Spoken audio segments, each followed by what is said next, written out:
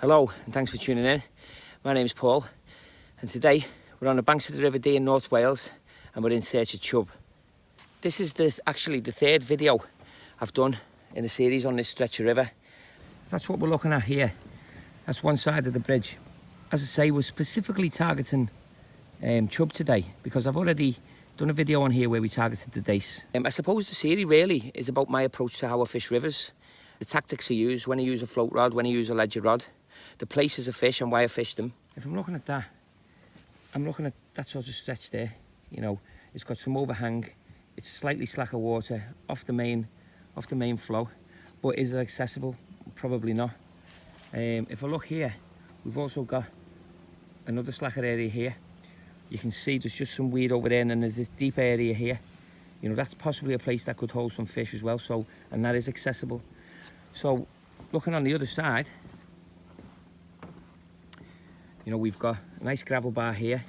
We've also got this stretch here, which I fished last time, just on a little evening session, but I didn't get anything. That's not really accessible from this bank, but it is from there. You know, we've got this area here by the snags.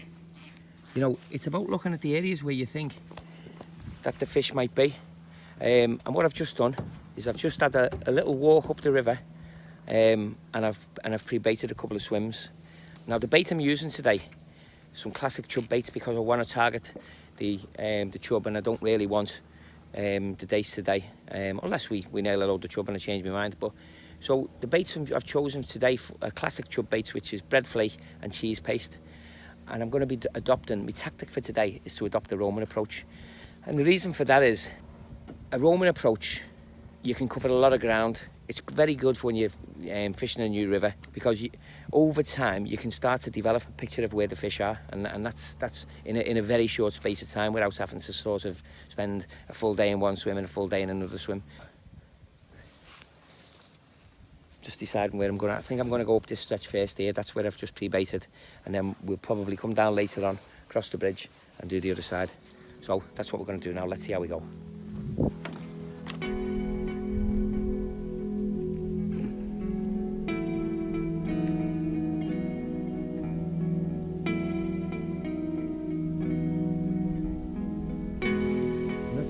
Shade over there, I've got to say, it's on the bend, it's got an overhang, and you've got to say it would be an absolutely perfect place for chub. I'm surprised that it's been in 10 minutes.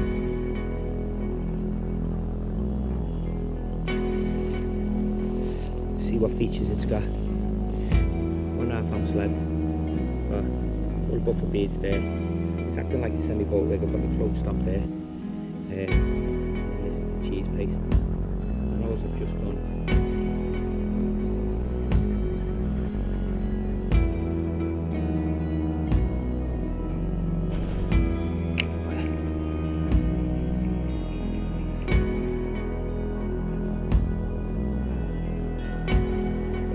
Beautiful.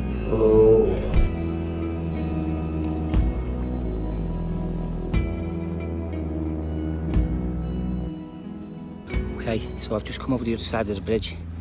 It's absolutely scorching hot. There's the bridge there, and I've just been walking along this edge. I've crossed the bridge now. I've just been checking that swim there, and this one here. So I'm on the other side of the river. But while I've come down, just over here, in that there's a pool, just a pool of water here, like a back pool. And as I've just come down there, I've just seen some chub in here. Now it's only probably about 2 or 3 foot deep. It's hardly anything, and it almost feels criminal for me to throw in there, but there's half a dozen of them there at least. So I've just come back off the skyline, and I'm going to put a piece of the cheese paste on, and I'm going to throw it in from here, and let's see what happens. I'm just trying to get it into the right spot, without getting above the skyline so that you can see me.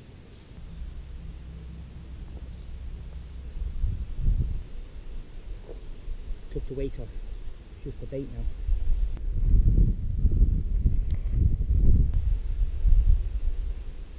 And that one's right on it.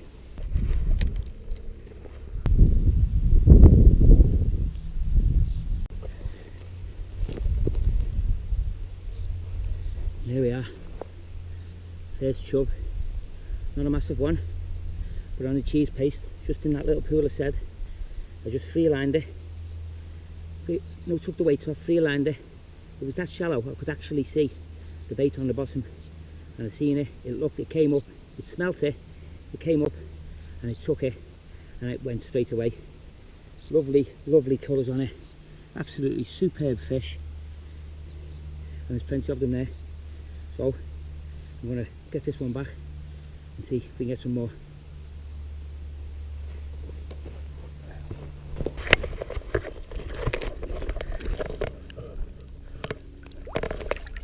There it goes. Crystal clear water.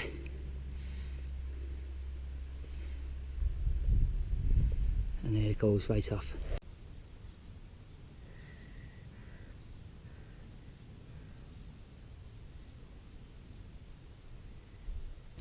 Second chub of the day, me a little one this time. Probably half a pound or something. Big mouth on it. And the cheese paste again. And if I can just show you what was on my hook. There's actually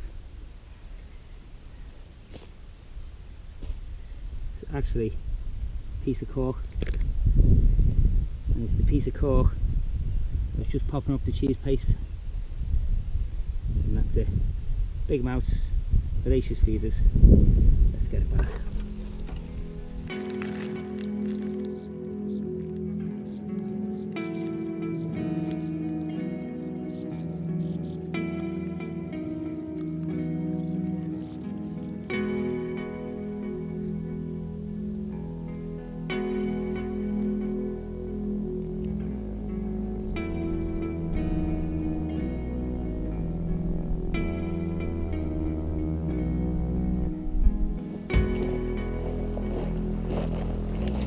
First cast into that area, a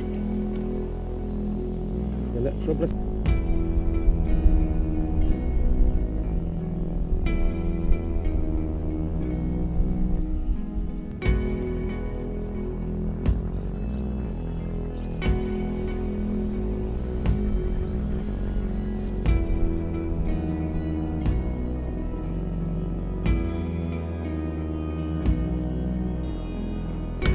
And the river keeps producing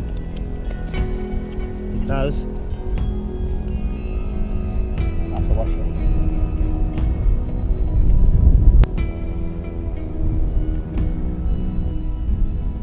Too quick for me, but a lovely little brownie. Problem is, I'm fishing barbless hooks, and one thing I will say is if you're fishing for dace or on the river here, you need micro barbs definitely. Because I must have lost, and just in this session alone I must have lost 20. Let's see, this was definitely going to be the last swim I was fishing, and it is. But I'm on this gravel bar here, and I'm just going to walk to the end there, because over there in that sort of alcove I've just been seeing a lot of fish activity just there. Now whether it's chub or trout or whatever chasing the small fry, I'm not sure. But I'm just going to give it 5 minutes, see if I can cast over there with the maggots, just see if we can do anything.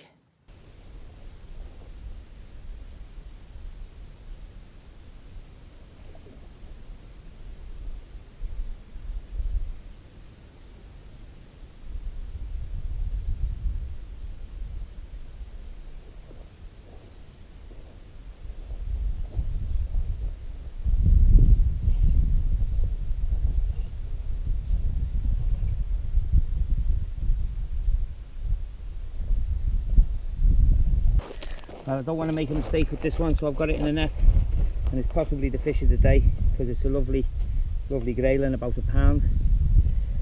Absolutely, you know what? Absolutely super fish. There we are.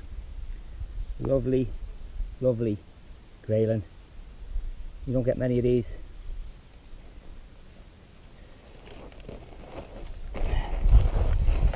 And that's how we know how clean this water is, because these only operate in clean water.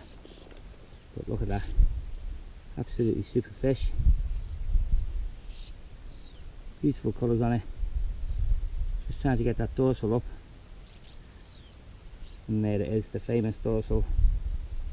Queen of the river. Absolutely super fish. We're going to put that back. Let's get it back.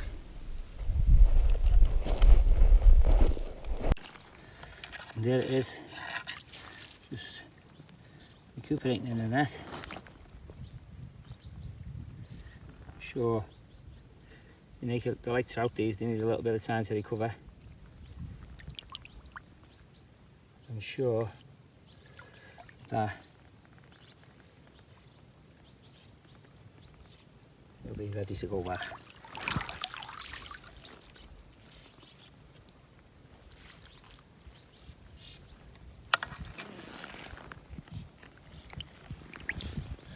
And there it is there. What a beautiful, beautiful fish.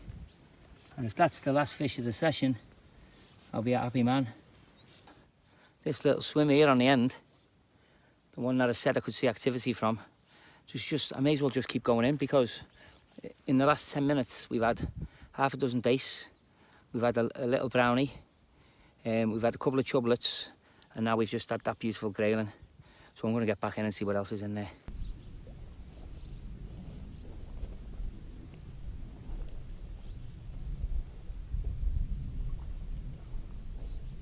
And we haven't just had one grayling, we've had two. And what lovely, lovely fish they are. Let's get it back in the water. Well, what a cracking little session that's been. I'm just bringing it to an end now. A little swim there, where I moved to about half an hour ago. I've ended up having, I don't know, 7 or 8 days, 3 or 4 chublets, them couple of grayling. Absolute brilliant. And if I'm honest, I don't want to leave, but I just got in a little tangle then, and it's just sort of, and I'm on half 5 now, and I've had a belting day. So I just thought to myself, I could tackle up again, but what's the point? I've had a cracking day. And just to recap, I came here with the roaming approach today. That was my main tactic. That's what I said. I wanted to target the bigger fish. So we went upstream and we used the cheese paste and bread, and we didn't get anything up there. We didn't even get any knocks or anything. Then we come this side down the bridge and we got sight of some chub. I had them polarising lenses on, probably without them I wouldn't have seen them. And then because of that, we got into a few of those. And then we moved them a little bit down the river, I think, as they saw me. We got a couple of fish around the corner. And I've come to this stretch here, which is my favourite for today. I've got to say that. And if I look at it, you've got this fantastic walk and place glide just on the far bank, underneath these trees, underneath the trees there. That's one of the features we were talking about today. You never quite know what you're going to get in there, but the ideal situation for me is when you can get multi-species, when you can get the dace, when you can get the chub, something like we've had today. We were targeting the bigger fish, and certainly the 2 chub we got earlier, they were on the cheese paste and bread. When I was taking that grayling off before, the ledger rod went. But you know, that's static fishing, and I'm a pleasure angler, and the float for me, if I can put a glide on, if I can trot down a nice glide, I will always do that. And that's what we've got here. And just, you know, in terms of the fish we've had today, we've had minnows, we've had dace, we've had chublets, we've had chub, we've had brown trout, and we've had grayling. I think that's about covered everything. So what a fantastic session it's been. I hope you get me an idea about, you know, why it's good to roam sometimes, especially on a new river or somewhere where you don't know, or when you haven't got much time, because we've covered about 6 or 7 swims today, and that's the benefits of it. You know, now I know when I come back here next time, I'm going to fish this swim, and I'm going to spend a session on it where I spend all day on it, and I'll try and build it, and we'll see what sort of net we can get. So I hope you liked the video. If you do, give us a like and subscribe, and press the notifications button so you can keep getting some of your videos. And give me some comments and let me know what you think about the videos. And thanks very much for watching. Thanks. Hello, and thanks for tuning in. My name is Paul, and I've just come out for another little evening session. It's going to be no more than 2.5 hours, something like that. I'm back on the River Dee. I came here a few days ago and had a float session there where we picked up some dace, and I highlighted some swims where I thought maybe there might be some chub. So I've come back just to have a couple of hours in the evening. As I say, I'm doing a series on this stretch of the river, and this is the second session in a different swim. We're using different tactics. So this is the stretch I've picked now, which I did actually show you at the end of the last video, but I'll show you now. So just under the bridge, that's the session. We're on a little gravel bar, and what I'd said is this glide here looks like there's some deeper water in the shade there. So the two rods, the right hand rod is under that tree there, and that's on a ledger with meat on the hook, and the second rod is under those trees there, and that's on sweet corn, and we've got a stick mix attached to both rods just on the we fixed it to the ledger swivel, so we've got a bit of bait coming down over the hook. Okay, so I'm just on the river, and this is the first rod that's going out, and this is the setup on the first rod. It's a 12-foot feeder rod, a 6-pound line. I've got a 2-ounce weight on. I'm got a little float stop just up the line, so it works like a sliding ledger, or like a semi-boat rig really. And then I've got a couple of beads just before the swivel, just to kick it out from the lead. On the hook bait, I'm fishing treble sweet corn, and then this is a stick mix with the mix that I normally use, and I can put a link to how I make that up at the top. And all I'm going to do, it's a fast change swivel. I'm going to hook this onto the swivel.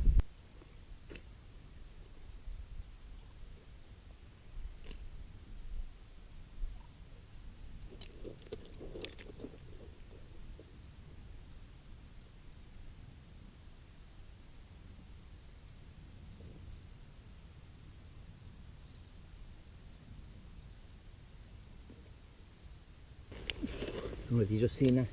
The left-hand rod went again with the sweet corn, but I've missed it. So I was just baiting up the other swims, because one thing you have got to do with this fishing, you've got to be a lot more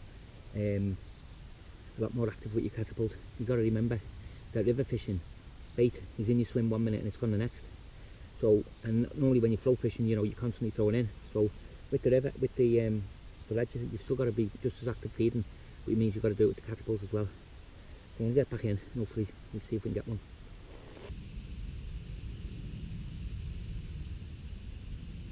And they're the baits we're using today. Sweet corn on one rod, meat on the other, and that's the stick mix there, which will go in a PVA bags, which we'll put onto, we'll either connect onto the hook or onto the leads. So we're just in that hour now, probably an hour, 45 minutes to sunset. It's the time I always think is a really good time for when you get bites. On such a short session like this and not having got anything in the net, it's what I'm hoping for now. So we're going to give it another half hour. Hopefully we can get one in. So that's the end of the session now. A bit disappointing. We haven't managed to get anything on the bank. Obviously we had that one we lost earlier, and a bite we didn't connect with, but for 2.5 hours it probably was a little bit slow. But I did say at the start of the video that I'm doing a series of videos on this stretch of the river, and that's for me to build up a picture of the river. Now we've had one session. I mean, I've seen plenty of small fish, plenty of dace. I've seen them again, you know, we had plenty of them the other day, and I've seen loads of it again today, you know, on the surface.